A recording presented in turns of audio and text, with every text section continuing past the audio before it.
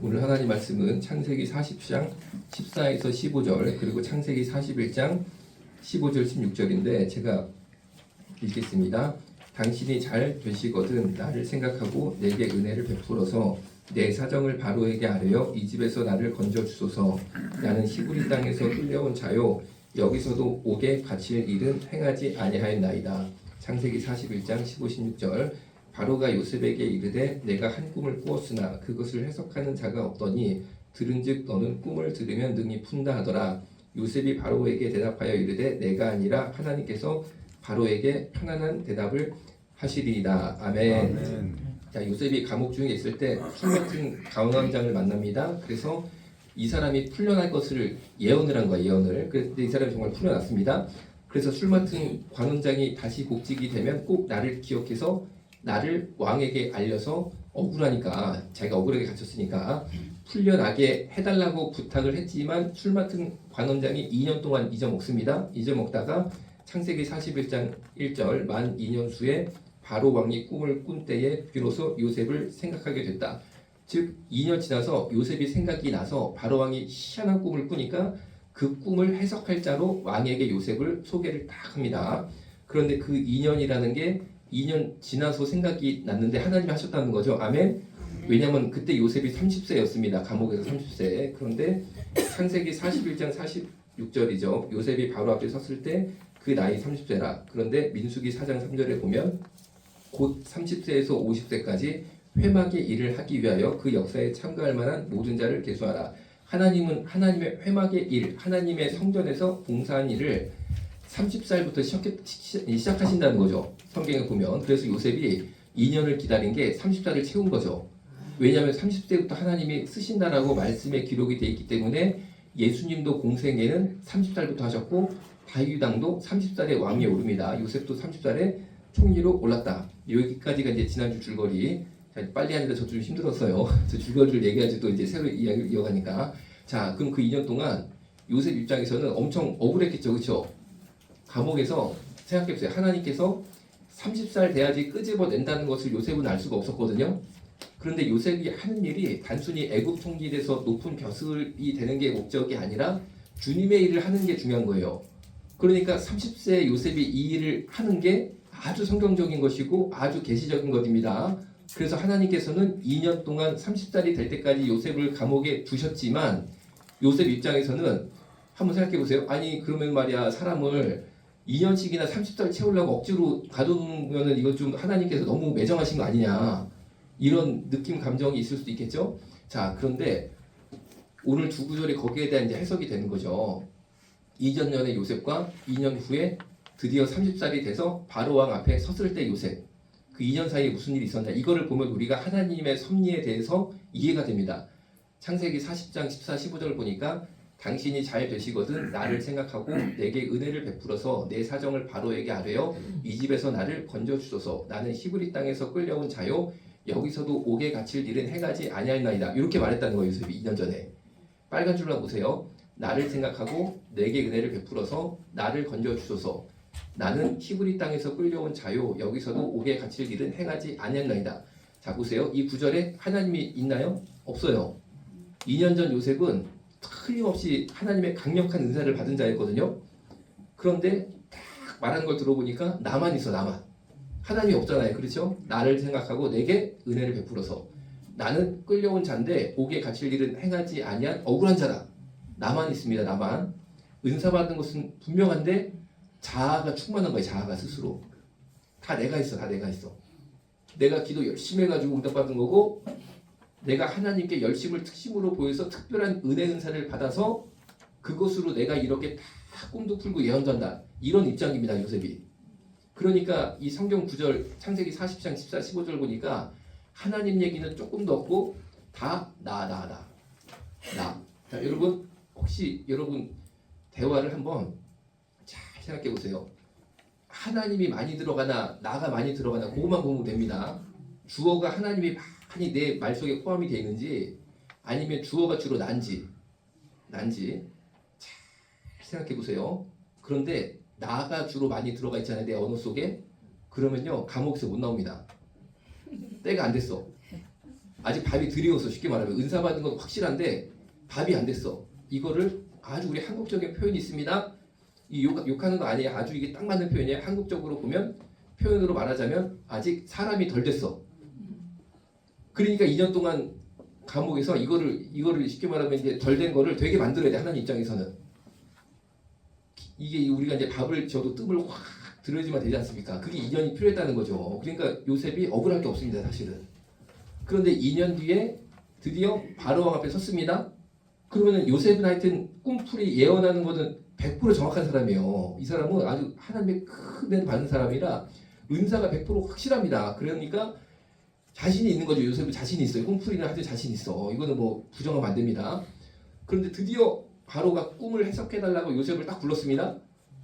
그러면은 2년 전에 요셉 같으면요, 술 맡은 관원장이라는 벼슬한테도 나를 생각해 주시고 내게 은혜를 베풀어 주세요. 나는 정말 억울한 사람입니다. 나를 제발 구해 주세요.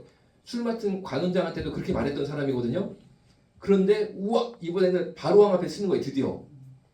그럼 2년 전에 요셉 같으면 뭐라고 그래야 돼요? 야, 저는요 정말 억울한 사람입니다. 제발 저에게 은혜를 베풀어 주세요. 제가 만약에 꿈을 100% 내가 해석해 줄 테니까 만약 그게 맞으면 저는 풀어주세요. 이게 막 목구멍으로 나와야 되는 거 아니 사실? 그렇죠? 그런데 드디어 2년 뒤에 바로왕 앞에 요셉이 섰을 때 창세기 41장 15, 16절을 보니까 자 제가 한번 쭉 읽어드릴게요. 바로가 요셉에게 이르되 내가 한 꿈을 꾸었으나 그것을 해석하는 자가 없더니 들은즉 너는 꿈을 들으면 능히 푼다 하더라. 요셉이 바로에게 대답하여 이르되 요 다음에 이제 요셉이 바뀐 게 나오는 거예요.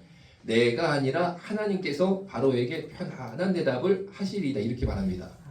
이거 되게 어려운 겁니다. 되게 어려운 겁니다. 요 1분 사이에 내가 말 어떻게 하냐에 따라서 내가 풀려날 수도 있고 평생 감옥에서 햇빛 한번 못 보고 늙어 죽을 수도 있는 거예요. 그렇죠? 그런데 쉽게 말하면 우리가 이제 월드컵에서 골을 딱 늘 찬스 왔다는 거죠. 일생일대에 요새 입장에서는. 그런데 뭐라고 그럽니까? 내가 아니라 하나님께서 바로에게 편안한 대답을 하시리라 이렇게 말합니다. 그런데 사실은 요셉이가 은사 받아가지고 싹 풀어버리거든요. 그런데 요셉이 뭐라고 그럽니까? 내가 아니라 하나님께서 한다는 거예요. 바로한테. 왜? 바로는 지금 요셉이를 딱 붙잡았어. 야, 네가 한다며. 네가 은사 받았다며. 네가 꿈을 해석하는 자라며. 너 한번 해봐. 여러분 요게 사실 누가 이렇게 말하는 겁니까? 바로 왕이 말하는 거지만 여기에 또 마귀가 싹 들어가 있는 거예요. 사실은 마귀가 싹 들어가 있습니다. 예를 들어가지고 여러분이 설교를 했는데 막 사람들이 은혜를 받아가지고 막 사람들이 많이 와 우리 교회에. 혹은 내가 은사를 받았어. 그래가지고 딱 기도하니까 막 그냥 막 역사가 나타나.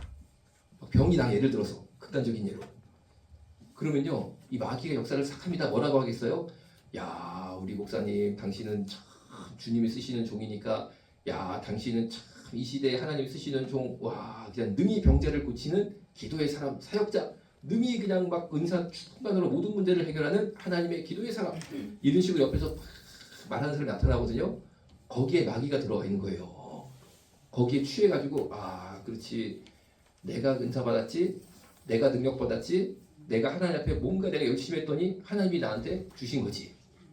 이런 식으로 갔다가는 다시 감옥으로 들어갈 줄로 믿습니다. 이제 아직 들렸으니까 열어봤는데 들렸어. 그럼 다시 닫아야 돼 뚜껑. 다시 이제 불을 처음부터 시작입니다. 그런데 요셉이가요. 2년 만에 뭐라고 합니까? 그냥 그렇게 막 바로가 말을 한 거예요. 막 사람을 이렇게 막 부추긴 거죠. 근데 뭐라고 그럽니까? 내가 아니라 하나님께서 하신다 이렇게 말했어요. 내가 아니라 그리고 자기 억울한 얘기 조금 안 합니다. 자기 억울한 얘기. 실제로 억울했어요. 그런데 억울한 얘기를 안 하더라니까요. 이게 뭐냐? 이 한국적인 표현으로 된 사람입니다. 된 사람. 성경적으로 말하면 자아가 죽은 자. 자아를 십자가에 못 박은 자. 그리고 예수님만 나타난 자. 자, 여러분 우리가 만약에 우리 언어 속에 누가 그렇게 말을 한들 뭐 한들 간에 내가 아니라 하나님께서 하시는 거다. 나 아무것도 아니게 하나님께서 당신에게 편안한 응답을 하시는 거다. 내가 아니라 하나님께서 당신의 병을 고쳐주신 거다. 요 말만 하고 끝나면 못 가를 줄로 믿습니다. 그런데 그냥 어깨 으쓱해가지고 그냥 그렇지 막 이렇게 가면요 이거 큰일 나는 거예요. 자 그런데 간단히 말하면은 요셉 같은 사람을 예언자라고 말할 수 있겠죠. 예언자 이집트의 미래를 예언했잖아요. 예언자죠, 예언자. 자, 그런데 이제 다음 PPT 한번 볼게요. 오늘 준비한 거 있죠. 이 예언자가 사실은 조금 이제 선을 쫙 그어보면요, 지구 종말의 때, 마지막 때, 그거랑 또 연결이 됩니다. 마지막 때 뭐 예언 뭐 이런 거 있잖아요. 마지막 때가 언제냐, 쉽게 말하면 뭐 지금이 마지막 때냐, 그런 여러 가지 이제 질문이랑 이게 같이 혼합이 되는 거, 예언자라는 말에. 자, 그런데 여러분, 예언이라는 것은 앞으로 있을 일을 말하는 거죠, 그렇죠? 그러니까 예언자는 앞으로 있을 것을 말하는 사람이죠. 이 당연한 얘기를 제가 왜 하냐? 제가 당연한 얘기를 웬만하면 잘 안 하지 않습니까? 그렇죠? 근데 말하는 게 다 이유가 있습니다. 한번 잘 들어보세요. 그럼 예언자의 예자, 예언자의 예자, 성경에 예언자가 나오잖아요. 그 예자가 한자로, 한자죠, 그렇죠? 한자로 무슨 예자냐? 이 얘기를 제가 하는 거예요. 한자로 무슨 예자냐면은 예금 아시죠? 예금 적금, 예금 통장, 적금 통장, 보통 예금, 고 예자입니다. 고 예자. 좀 의외죠? 예지력 할 때 앞을 미리 내다본다는 뜻의 예자일 것 같은데 그게 아니고 예언자의 예자가요, 예금의 예자입니다. 예금의 예. 이게 왜 그러냐면은 이런 거예요. 예언자의 본질이 뭐냐? 예금된 사람. 예가 뭐냐? 쌓였다, 그 뜻이에요. 쌓였다, 안에 집어넣었다. 통장에 돈을 집어넣었다는 게 예금이잖아요. 요 안에 뭐가 들어온 사람이에요. 들어온 사람, 쌓인 사람, 이 들어옴을 당한 사람. 그게 무슨 말이냐?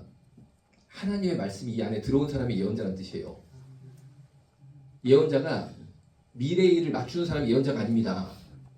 하나님 말씀이 이 안에 들어온 사람이 예언자예요. 무슨 말씀입니까? 기본적으로 예언자는 미래를 말하는 것이 아니고 성경을 말하는 사람이에요. 성경을 말하는 사람. 여러분, 이 성경이 하나님 말씀입니다. 그렇죠? 이 성경 말씀이 내 안에 있어서 성경 말씀을 말하는 것이 예언입니다. 성경 말씀을 말하는 것이. 그러니까 미래를 말하는 게 이제 예언이 아니라는 거죠. 성경 말씀을 내 안에 들어온 하나님 말씀을 전하는 것이 예언자다라는 겁니다. 자, 그런데 여기서 마지막 때랑 연결이 되는 거예요. 자, 이제 본격적으로 한번 마지막 때 얘기를 해볼게요. 제가 본격적으로 마지막 때 얘기해 보면 갑자기 어떤 사람들은 야, 갑자기 저 염환수 목사가 와 이제 마지막 때가 한 7년 뒤부터 오나 뭐 그런 얘기를 하나 보다, 간밤에 기도를 하더니 뭘 받았나 보다. 그게 예언이 아니라는 거예요. 그게 예언이 아니라는 거예요. 하나님 말씀을 전하는 게 예언이라는 거예요. 자, 보세요. 제가 먼저 질문 하나 드립니다. 여러분 대답 안 해주셔도 되고 손 안 드셔도 돼요. 그냥 한번 우리가 생각해보자, 그런 환기하자는 의미의 질문입니다. 내 생각에 마지막 때가 곧 온 것 같다. 손 안 들어도 되니까 또 손 들어도 됩니다. 손 들어도 되고, 내 생각에 마지막 때가 곧 올 것 같아 라는 사람만 한번 살짝 손 들어보세요. 마지막 때가 곧 올 것 같다. 정확히 모르지만 거의 온 것 같다. 자, 이해도 설명드릴 때 잘 한번 들어보세요. 아마 이제 이런 얘기를 여러분 들어보시는 거는 제가요, 참 저도 감사, 여러분도 감사할 거라고 생각해요. 하나님이 다 하시는 감사, 하나님께서 행해 주시는 감사. 자, 보세요. 성경이 말하는 마지막 때가 주로 요한계시록에 우리가 영향을 많이 받고 있습니다. 그렇죠? 요한계시록이 마지막 때, 이게 징조. 그러니까 지금 막 전쟁이 일어나고 예를 들어서 뭐가 막 되는 걸 보고 요한계시록의 때가 가까운 게 아니냐, 이거 맞춰본다는 거죠. 그렇죠? 그런데 그렇게 맞춰보는 이유가 대부분 성도들이 요한계시록이 가장 성경에서 마지막에 쓰여진 책, 그러니까 먼 뒤에 일을 기록하기 위해서 마지막에 쓰여진 책이라는 오해를 하고 있기 때문이에요. 자, 우리 신약성경에 보면 요한자 붙은 성경이 있습니다. 요한계시록이 있죠. 요한복음이 있죠. 요한 1서, 요한 2서, 요한 3서. 이렇게 5개가 사도 요한이 쓴 책입니다. 다시 정리. 요한계시록, 요한복음, 요한 1서, 요한 2서, 요한 3서. 그렇죠? 그럼 여러분들이 간단히 생각할 때, 야, 요한계시록이 제일 먼저 썼겠다라고 생각을 할 수밖에 없는 게 성경책 보면 제일 뒤에 있잖아요. 그렇죠? 그런데 그렇지 않습니다. 요한계시록이 제일 먼저 쓰여졌어요. 그러니까 여기서부터 이제 좀 충격이 좀 오죠. 그렇죠? 그게 왜 그렇게 했냐면은 성경을 편집할 때 붙이다 보니까 요한계시록이 맨 뒤로 간 것뿐이지, 사실 요한자 붙은 5권의 성경 중에 제일 먼저 쓰여진 게 요한계시록입니다. 당시 상황이 어땠냐면은 사도 요한이 도미티아누스라는 로마 황제가 있거든요. 이 사람이 기독교인을 박해했어요. 그래서 도미티아누스 황제가 당연히 사도 요한도 잡아다가 반모섬이라는 섬에다가 딱 하고 가두고, 아시는 것처럼 중노동을 막 시켰어요. 막 돌캐는 일을 시켰습니다. 그런데 거기서 사도 요한이 계속 중노동하고 감금 생활하다 죽은 게 아니고 거기서 요한계시록을 썼어요. 결국에 계시를 봐서 요한계시록을 썼습니다. 그 다음에 요한이가 요한계시록 거기서 다 쓴 다음에 아멘 주 예수여 어서 오시옵소서 하고 딱 죽은 게 아니고 18개월 거기서 생활하다가 풀려나요. 왜 풀려나냐? 도미티아누스 형제가 암살이 됩니다. 암살. 사도 요한을 거기다 가뒀던 로마 황제가 암살. 이거 지금으로 말하면 대통령 탄핵. 어제 탄핵 안 됐어요. 그렇죠? 이게 다 하나님이 역사를 주관하시는 거예요. 도미티아누스는 암살이 딱 됐습니다. 암살이 되니까 어떻게 됩니까? 도미티아누스 황제가 사도 요한을 반모섬에 가뒀는데 도미티아누스 황제가 딱 죽어버렸단 말이에요. 그러면 새로운 황제가 나타났잖아요. 새로운 황제가 볼 때는 사도 요한이 그때 유명한 사람이었거든요. 나름 예수님의 제자 중에 끝까지 살아남은 사람이니까 유명했습니다. 딱 보니까 어떤 생각이 들었냐면은 내 적이 누구야? 내가 죽인 게 누구야? 도미티아누스란 말이에요. 그런데 도미티아누스가 사도 요한 기독교의 지도자란 말이에요. 이 사람을 가뒀어. 그런 거 보니까 적의 적이야. 사도 요한이. 적의 적은 뭐예요? 친구. 왜 이렇게 잘하죠 여러분? 경험이 있으신가 봐. 적의 적은 친구잖아. 그러니까 내가 이 사람을 죽였단 말이야. 근데 이 사람이 얘를 미워해가지고 얘가 지도자거든. 나름대로 얘도 그룹이 크거든요. 그런데 얘가 그룹의 지도자인데 얘가 얘를 미워해가지고 감옥에 가둔 거야. 그러니까 나는 얘를 적이라서 얘 딱 죽였거든. 그러면은 얘는 적의 적이니까 친구 아니야. 그러니까 얘를 죽이면은 당연히 얘를 딱 풀어주면은 얘 편은 내 편 아니야 이제. 그렇죠. 정치적으로 보면은 당시 초대 기독교인들도 막 융성했었잖아요. 수가 꽤 있었잖아요. 그러니까 도미티아누스를 딱 죽인 다음에 한 게 뭐냐면은 반모섬에 있는 사도 요한을 풀어줍니다. 풀어줘요. 풀어줘서 이제 사도 요한이 어디로 가냐? 이 반모섬에서 70km를 쫙 가면은 이제 에베소가 있습니다. 에베소가 있습니다. 에베소가 있어요. 거기에 사도 요한이 들어가서 거기서 여생을 마치고 죽어요. 나이가 많아서 한 주후 100년 정도의 사도 요한이 죽었다라고 추정이 되고 그래서 사도 요한의 무덤은 아직까지도 에베소에 있습니다. 에베소에 잘 이렇게 모셔 있어요. 이 그분의 이제 이 무덤이. 그래서 에베소로 간 다음에 사도 요한이 쓴 성경이 뭐냐? 요한복음이에요. 요한복음. 그 다음에 요한 1, 2, 3서. 그러니까 시간적으로 보면은 요한계시록을 먼저 썼고 그 다음에 에베소로 건너간 다음에 인생 말년에 요한복음 쓰고 요한 1, 2, 3서를 썼습니다. 자, 그러면 거꾸로 볼게요. 정말 마지막 때가 언젠지 알려면은 요한계시록이 더 뭐라고 할까? 정확하다고 그럴까? 혹은 더 이게 어눌하지 뭔가 더 날카롭다고 그럴까? 아니 확실하게 이게 정밀하다고 그럴까?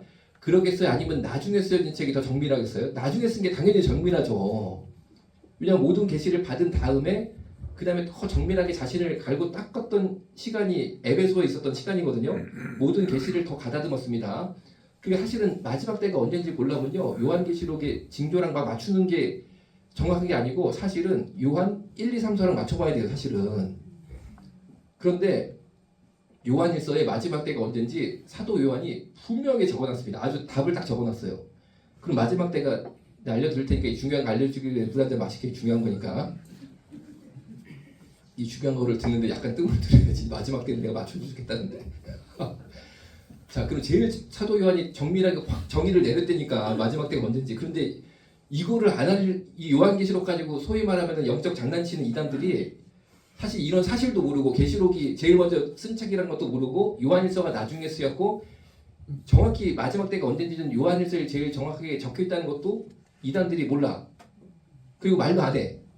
그리고 거기에 또 다 서고 넘어가. 그래서 집도 팔고 그냥 가정도 깨지고 식당도 그만두고. 자 요한일서 2장 18절 제가 읽어드립니다.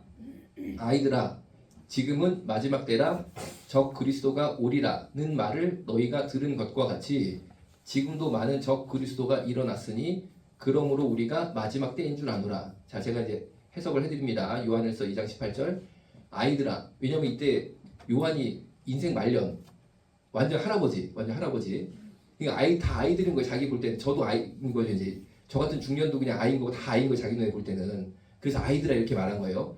아이들아 언제가 마지막 때라고요? 지금. 그때 사도 요한이 살았을 그때가 마지막 때였어요. 언제가 마지막 때라고요? 지금.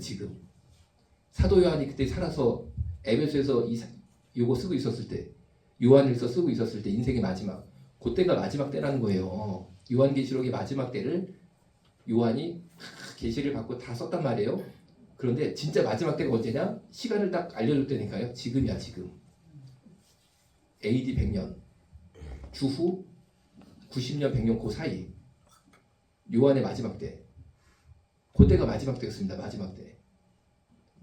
그러면은 지금은 뭐냐? 간단합니다. 그때부터 지금까지, 지금 2024년이죠?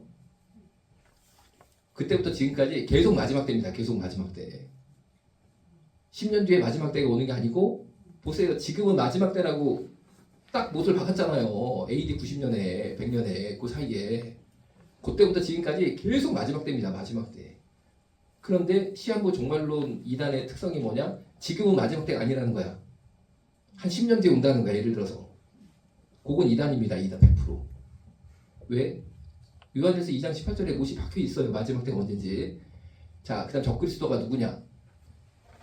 적그리스도가 오리라는 말을 너희가 들은 것과 같이 지금도 많은 적그리스도가 일어났으니.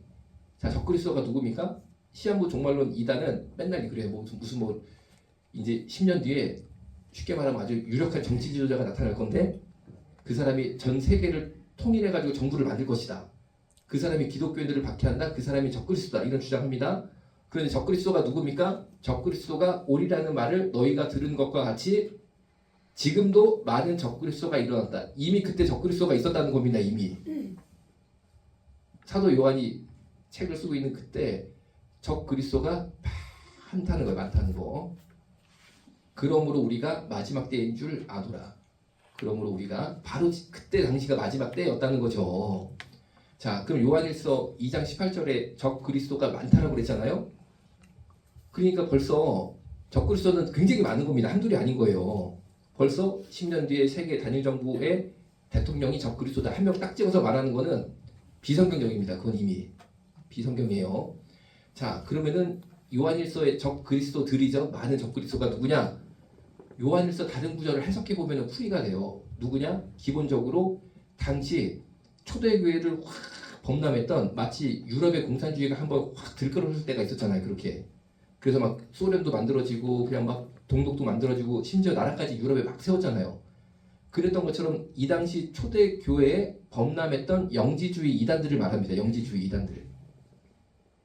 그게 확 쓰나미처럼 그냥 막 휩쓸기 시작했어요. 막 신천지가 그냥 막 교회들 들어가가지고 교회 무너뜨렸던 것처럼 그냥 영지주의 이단들이 초대교회에 막 들어가가지고 교회를 무너뜨리기 시작했어요. 그래서 이제 거짓 선생들이라고 여러분 성경에 들어보셨죠?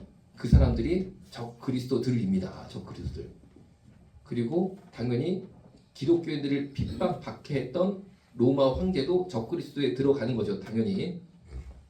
자, 그럼 지금으로 보면은 어떠냐? 지금도 적그리스도들이 당연히 있는 겁니다. 어느 시대나 적그리스도가 있다는 거, 어느 시대나. 요 초대교회 시대부터 지금까지 계속 마지막 때고 계속 적그리스도들이 있다. 지금도 있다. 누구냐? 예를 들어서 뭐 로마 교황이다, 뭐 시진핑이다, 그다음에 바이든이다.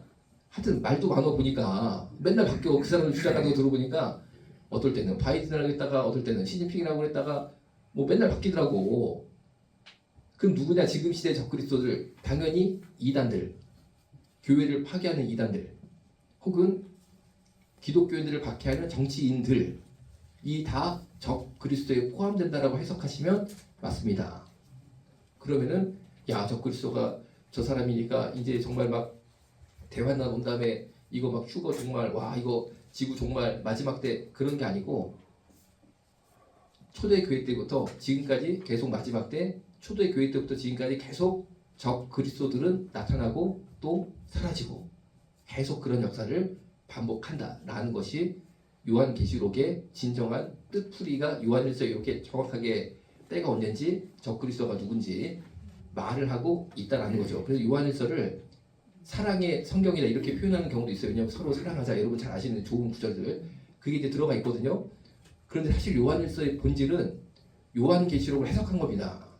요한계시록 마지막 때에 대해서 풀이한 거예요. 사실은. 왜냐하면 요한계시록을 통해서 마지막 때를 환상을 확 펼쳐놨는데 정확하게 언제인지에 대한 해석이 없으면 다 이단으로 가버릴 거 아니에요. 다 서로 그냥 내가 참 예언자고 참 선지자고 한 5년 뒤에 마지막 때가 오고 그리고 뭐 예를 들면 저 사람이 적그리스도고 이런 식으로 막 이단들이 나올 거 아닙니까? 그러니까 요한 입장에서 정리를 해버리는 거 이제. 자 그러면은 이단들의 이제 두 번째 특성, 예를 들면 이제 뭐 이만이라든지 통일교 문선명이라든지 기타 등등이 있잖아요. 혹은 기독교 안에도 이단이 있습니다. 그 사람들이 주장하는 게 뭡니까? 자기가 예언자라고 주장을 해. 예언자가 뭐라고요? 미래를 알아맞춘 사람이 예언자가 아닙니다. 내 안에 말씀이 들어가 있는 자가 예언자. 말씀을 내 입술로 내 안에 들어온 말씀을 입술을 열어서 전파하는 자가 예언자입니다. 자, 그런데 히브리서 9장 27절에 보면은 이와 같이 그리스도도 많은 사람의 죄를 담당하시려고 단번에 들이신 바 되었고 구원에 이르게 하기 위하여 죄와 상관없이 자기를 바라는 자들에게 두 번째 나타나시리라. 자, 보세요. 빨간 줄만 제가 설명을 드리겠습니다. 그리스도가 많은 사람의 죄를 담당하시려고 단번에, 제일 중요한 단어는 단번에, 많은 사람의 죄를 담당하시려고 그리스도가 십자가에 못 박힌 것은 단번입니다. 단번이라는 것은 한 번이라는 뜻이야. 단수란 뜻이에요. 한 번. 단번은 한 번. 그런데 두 번도 없는 한 번. 그러니까 예수님이 모든 인간의 죄를 담당하시는 것은 단 한 번 십자가에서 돌아가시는 것으로 끝났다라는 거죠. 그러니까 두 번째 나타나시리라가 히브리서 9장 28절 끝이잖아요. 두 번째 나타나시는 것은 뭐냐? 죄와 상관없이 자기를 바라는 자들에게 두 번째 나타나신다. 자, 뭐냐? 죄를 사하신 것은 한 번에 끝났고 두 번째 나타나는 것은 죄랑은 상관없어요. 이제는. 다만 자기를 바라는 자들이 있잖아요. 그 사람들한테 두 번째 나타나신다는 거죠. 자, 그런데 이단 혹은 기독교 안에 교묘에 활동하는 사실 영지주의가 이단이었잖아요. 그 사람들이 적그리스도인데 지금 교회 안에서도 적그리스도가 많이 있는 거예요. 이상한 복음 전하는 자들. 그 자기가 적그리스도인데 맨날 자기가 적그리스도가 아니고 제가 적그리스도래. 맨날 뭐 북한에 뭐 누구 뭐 미국에 누구 아니 이거를 이렇게 해야지. 이렇게 성경적으로 보면 네가 적그리스도인데 네가 적그리스도야. 네가 요한이 말한 적그리스도가 영지주의 이단이랬어요. 거짓 선생들. 근데 그 사람들이 또 주장하는 게 뭐냐? 예수님이 죄사함의 권세로 오긴 오셨는데 새로운 계시를 내가 받아서 내 이야기를 들어야 내가 전하는 이야기를 받아들여야지만 이게 완성이 된다는 거예요. 구원이 완성이 된다는 거예요. 구원이 완성된다는 게 뭐예요? 죄의 사함을 받는다는 거잖아요. 즉 예수님이 십자가에 매달려 돌아가신 것만으로 죄 사함이 되고 천국 가는 게 아니고 뭔가 부족하다는 거예요. 뭔가 부족하다. 그래서 내가 왔다. 내가 예언자다. 그래서 내 이야기를 딱 들어야지 이 마지막 퍼즐이 딱 맞춰져가지고 네가 천국 가는 거야. 이렇게 가르칩니다. 이렇게 가르쳐요. 그러니까 막 그 사람을 맹종하는 거지. 저 말을 내가 받아들여야 내가 천국 가는구나. 그런데 그게 이단입니다. 왜? 천국 가는 거는 이미 예수님이 딱 한 번으로 완전하게 다 이루셨어요. 그 십자가만 믿으면 됩니다. 자, 그러면은 이제 이 기독교 안에 교묘에 활동하는 이단들의 특성이 뭐냐? 이런 겁니다. 야, 지금이 마지막 때잖아. 근데 너 천국 가야 되잖아. 천국 안 가면 어떻게 되는지 알아? 엄청나게 환난을 당해. 그 환난 당하면 얼마나 힘든지 알아? 그러니까 너 천국 가야 되니까 이제부터 우리 교회 들어와. 그리고 내 말을 잘 들어봐. 내 말을 잘 들어. 우리는 여기는 천국 가는 사람들만 아주 뽑아 놓은 거야. 내 말을 잘 들어야 돼. 이렇게 말합니다. 자, 이 말의 이면이 뭐예요? 요 교회 밖에는 구원이 없다는 거야. 환난을 못 견딘다는 거야. 마지막 때의 환난을. 그게 무슨 말입니까? 그 교회에서 설교하는 목사나 뭐 전도사나 혹은 평신도일 수도 있죠. 가르침을 주는 사람. 그 사람이 예수님은 뭔가 부족하신데 내게 껴야지만 천국 가는 거야. 그 사람 입장은. 밖에 사람들은 내게 안 껴지니까 천국 못 올라가. 이게 뭡니까? 단번에 죄를 담당하신 예수 그리스도의 십자가를 부인하는 거예요. 사실은. 부인하는 거라니까요. 그게 이단이야. 그게 영지주의 이단이야. 바로. 초대교회 활동에서 영지주의 이단이 딱 그런 식이었어요. 즉 영지주의 이단은 아직까지도 살아있다. 영지주의라는 말만 안 쓰지. 그 영지주의 이단이 참 이게 초대교회를 어지럽혔던 것처럼 지금도 어지럽히고 있다. 그 사람들이 쉽게 말하면 적그리스도고 그 사람들이 많은 게 바로 이 요한이 아주 그냥 막 피를 토하고 싸운 거죠. 사실 요한복음과 요한 1, 2, 3서를 통해서 막 피를 토하고 싸운 거죠. 교회를 지켜야 되니까. 그리고 마지막 때는 언제입니까? 초대교회 시제부터 지금까지 계속 마지막 때인 거예요. 계속 마지막 때. 앞으로도 마지막 때 앞으로도 계속 마지막 때. 자, 그러면 우리는 마지막 때를 어떻게 싸워 이겨야 되느냐? 이 적그리스도들과 어떻게 싸워 이겨야 되느냐? 두 가지라고 볼 수 있죠. 요한복음을 보면 첫 번째, 이단과 맞서 싸워야 됩니다. 교회 안으로 교묘하게 틈타는 이단과 맞서 싸워야 돼요. 이단과 맞서 싸워야 돼. 두 번째 뭡니까? 교회를 억압하고 기독교인들을 박해하는 정치인들에 대해서 우리가 이겨야 됩니다. 이겨야 됩니다. 이겨야 돼. 이겨야 돼. 이겨야 된다는 건 무슨 말입니까? 그럼 우리가 가가지고 막 총으로 쏴 죽이냐? 그런 뜻은 아니잖아요. 그런 뜻은 아니고 박해를 하더라도 우리의 믿음을 지켜야 된다는 겁니다. 그게 이기는 거야. 그게 이기는 거야. 자, 여러분. 이제 마지막으로 정리합니다. 우리 성경 본문으로 오늘 넘어가 볼게요. 성경 본문으로 창세기로 넘어갑니다. 나를 생각하고 내게 은혜를 베풀어서 나를 건져주소서. 나는 히브리 땅에서 끌려온 자요 여기서도 옥에 갇힐 일은 행하지 아니하나이다. 자, 이렇게 돼 있죠. 이렇게 되면은 안 된다 이런 말씀이죠. 나로 충만하니까. 그럼 우리는 어떻게 됩니까? 창세기 41장 16절 내가 아니라 하나님께서. 자, 여러분 이제 마지막 때와 이단에 대해서는 제가 이제 설명을 어느 정도 드린 것 같아요. 그럼 이제 우리는 어떻게 살아야 되느냐? 창세기 41장 16절처럼 내가 아니라 하나님께서 이런 마음을 가지고 살아야 될 줄로 믿습니다. 내가 아니라 하나님께서. 내가 무슨 은사를 받았던, 내가 뭐 어떤 자리에 있던 어떤 위치에 있던 내가 아니라 하나님께서 하시는 것이다. 이런 믿음을 가지고 살면요, 일단 그 사람도 이단이 안 되니까 살고, 또 그 사람과 함께하는 여러 성도들이 있겠죠. 그 사람들도 이단이 안 되니까 살고 살 줄로 믿습니다. 그런데 입만 열면은 나를 생각하고 내게 은혜를 베풀어서 나를 건져줘서 나는 억울한 사람이고, 혹은 반대가 될 수도 있죠. 나는 대단한 사람이고, 나는 영적인 사람이고, 나는 은사 받은 자, 나는 특별한 말씀의 능력을 받은 자, 나는 이 시대의 하나님의 종, 이런 식으로 맨날 입만 열면 나잖아요. 하나님 쏙 없고 쏙 빠지고, 하나님은 쏙 빠져서 어디 안 계시고, 요러면 이단됩니다. 이제 이단됩니다. 여러분, 박태선 전도관도 처음에 병 많이 고쳤대요. 많이 고쳤대. 알고 있으셨어요? 그 통일교 문선병이도 장로교회 장로였었다는데 처음에 되게 열심히 하셨대. 근데 왜 이단이 됐겠어? 맨날 나야 나나 하다니까 이단 돼버립니다. 그런데 무조건 하나님 아멘? 하나님 하다 보면요, 하나님이 그 사람을 마치 애굽 총리로 요셉을 탁 올리셨던 것처럼 하나님이 세워주실 줄로 믿습니다. 기도하고 마치겠습니다. 살아계신 아버지 하나님, 우리가 현재 마지막 때인 것을 믿습니다. 초대교회 때부터 지금까지 계속 마지막 때이고 계속 적 그리스도들이 나타나고 있는데, 복음의 순전함을 위하여 우리가 기도하며 싸워요 승리할 수 있도록 주님 역사하여 주옵소서. 내가 아니라 하나님께 영광 돌리게 하여 주옵소서. 예수님 이름으로 기도드렸습니다. 아멘. 하나님이 보호하사